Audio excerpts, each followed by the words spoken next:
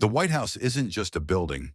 It's the nerve center of American power, where wars are planned, treaties are signed, and decisions ripple across the planet.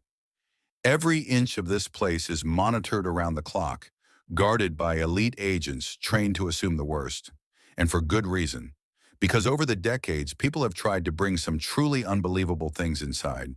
From strange food grudges to unexpected animal enemies, these are the most ridiculous and very real things that have been banned from the White House. Let's start with a ban so strange it sounds fake. Squirrels. During the 1950s, President Dwight D. Eisenhower installed a personal putting green on the South Lawn. Golf was his escape, a brief mental reset between Cold War tensions and nuclear brinkmanship. But that peaceful patch of grass quickly became a battlefield, not against foreign adversaries, but against squirrels.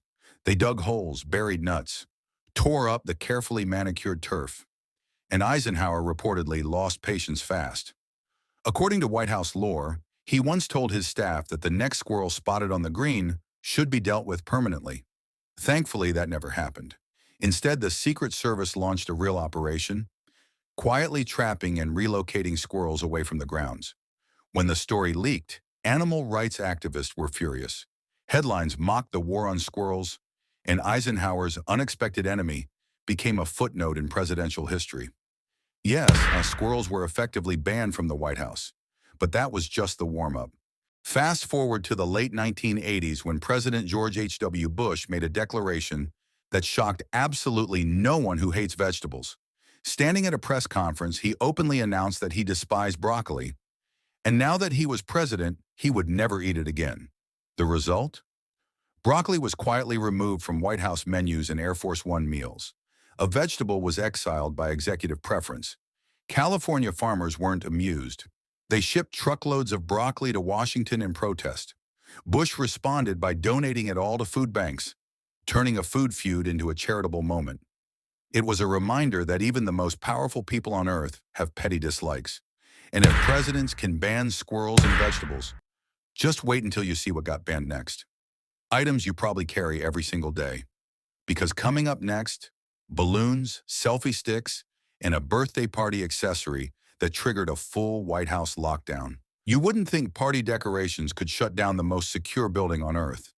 But the White House doesn't take chances. Balloons may seem harmless, but to the Secret Service, they're unpredictable airborne objects. A loud pop can sound exactly like a gunshot, and in a place where milliseconds matter, that's unacceptable. In 2016, a cluster of helium balloons drifted near the White House grounds. What followed wasn't laughter. It was chaos. Access points were sealed. Security protocols were activated. Officials were rushed to protected areas. For a brief moment, the nation's command center treated balloons as a potential attack. They weren't shot down. Agents waited until they lost altitude and drifted away. But after that incident, balloons were officially banned. Then came selfie sticks. What started as a tourist trend quickly became a security headache. A long metal pole attached to a camera can be swung like a weapon, knock over priceless artifacts, or strike someone in a crowded room. Now imagine that happening inches from a world leader. The verdict was simple: no selfie sticks. But these bans were nothing compared to the chaos caused by something far more unexpected: the president's own dogs. President Joe Biden brought two German Shepherds to the White House, Major and Commander. Major, a rescue dog, was involved in multiple biting incidents involving staff and Secret Service agents. Despite training attempts, the behavior continued, and Major was eventually relocated. Then came Commander, bigger, younger, and even more aggressive. Commander was linked to over 10 biting incidents, including attacks on agents simply doing their jobs. At that point, security had no choice. Commander was removed from the White House entirely. Man's best friend had officially been deemed a security risk. But pets weren't the only things to cross the line. In the aftermath of 9/11, a new threat emerged, one that couldn't be seen or heard. Letters. Envelopes laced with anthrax spores were mailed to government buildings, including the White House. 5 people died, 17 were hospitalized. Since then, every piece of mail addressed to 1600 Pennsylvania Avenue is irradiated and screened off-site. Powders? Banned. Suspicious substances? Banned. And disturbingly, it happened again, with ricin-laced letters sent to Presidents Obama and Trump years later. Both were intercepted before reaching their targets. Mail became a weapon, and if you think bioweapons are extreme, wait until you hear about the time Christmas trees, pants, and even basic clothing norms were forbidden inside the White House. Believe it or not, there was a time when bringing a Christmas tree into the White House was considered unacceptable. President Theodore Roosevelt was a fierce conservationist. He believed cutting down trees, even for celebration, was wasteful. According to White House legend, he refused to allow a Christmas tree inside during his presidency. His own son, Archie, famously snuck one into his bedroom as an act of quiet rebellion. Whether it was an official ban or a personal rule, the message was clear. No tree that year. But trees weren't the only thing restricted. For most of White House history, women were expected to wear dresses or skirts. Pants were considered improper, not by law but by tradition. This unspoken rule lasted well into the 20th century. That changed during the 1970s energy crisis. To conserve power, heating was reduced inside the White House. Offices became uncomfortably cold, and suddenly practicality outweighed tradition. Female staffers began wearing pants, and no one stopped them. The pants ban quietly disappeared. Another long-standing tradition also went up in smoke. Literally, for decades, smoking inside the White House was normal. Presidents like FDR, JFK, and LBJ smoked cigars and cigarettes indoors regularly. But in the 1990s, health concerns finally caught up. First Lady Hillary Clinton implemented a strict no-smoking policy indoors. Smoking was officially banned inside the White House. President Clinton adapted, reportedly chewing on unlit cigars instead. And while the White House was busy banning smoke, something else slipped past security from above. In 2015, a small drone flew over the fence and crash-landed on the White House lawn. No alarm stopped it, no defenses intercepted it. The operator, an off-duty government employee who lost control. The incident caused a massive internal investigation and exposed serious security gaps. Shortly after, drones were permanently banned from White House airspace. But if drones and cigarettes weren't enough, wait until you hear why jeans, phones, and cameras were all forbidden, unless you were a rock star. The Oval Office is designed to project authority. At least that's what President George W. Bush believed. So during his administration, denim was unofficially outlawed in professional spaces. Jeans were not allowed where suits were expected, even on weekends, unless, of course, you were Bono. The U2 frontman showed up wearing black jeans and somehow slipped past the dress code. No one stopped him. Rock star privilege apparently outranked presidential policy, but even Bono wouldn't have escaped the next ban.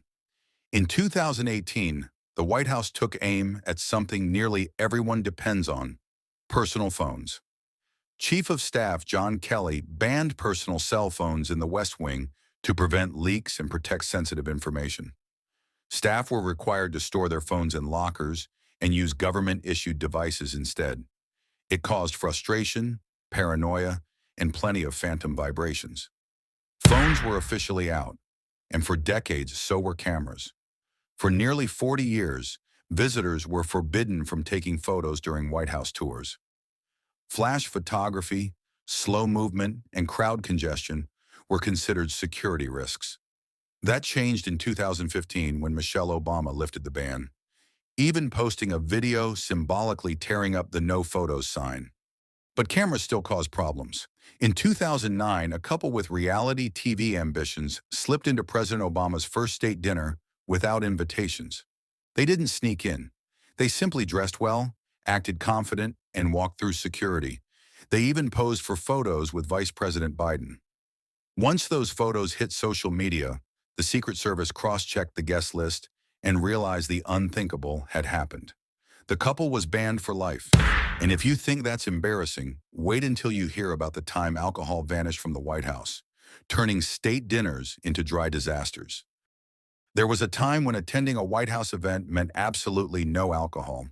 In the late 1800s, First Lady Lucy Hayes earned the nickname Lemonade Lucy for a reason. As a supporter of the temperance movement, she believed serving alcohol sent the wrong message. So wine, liquor, and beer were all banned. Guests were offered lemonade instead. Diplomats reportedly joked that the parties were as dry as the speeches.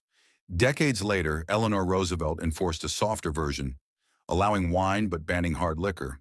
But most presidents embraced alcohol. FDR loved martinis. JFK enjoyed daiquiris.